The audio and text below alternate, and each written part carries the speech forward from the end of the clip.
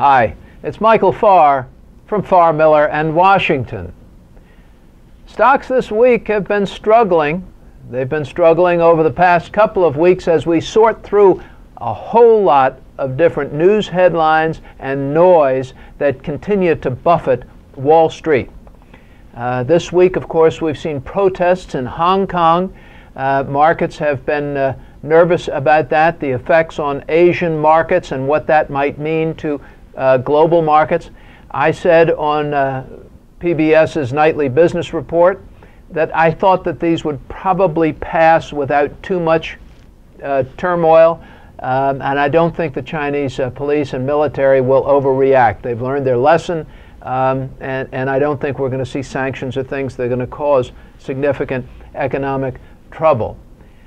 Markets on the screen behind me right now are deeply in the red, off almost 200 points here today.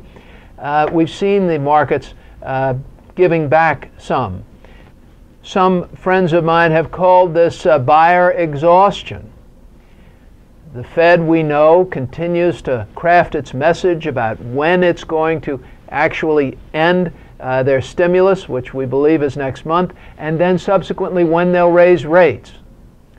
Also in the headlines this morning, as if you didn't have enough to think about, we saw a court case by shareholders against Fannie Mae and Freddie Mac that did not go in the shareholders' favor. Shares of both of those companies dropped remarkably today and are responsible for a significant part of today's decline, at least according to the math, and the figures are weighing down some of those broader indexes.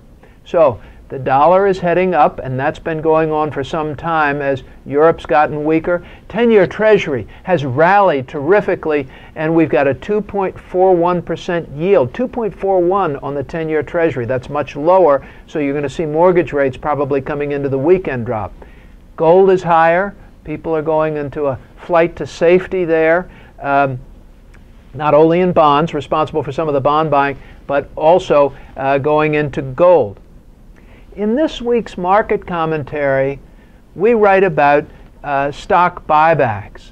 An article in the Wall Street Journal by my friend Dan Strumpf said that Wall Street corporations have repurchased $338 billion worth of stock in the first half of the year.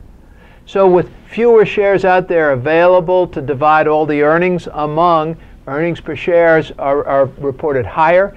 And that's $338 billion of buying that have been driving up some of those prices. Barini Associates reported that the largest stock buyback companies outperformed the broad indexes by about 20%. So those are making a big difference.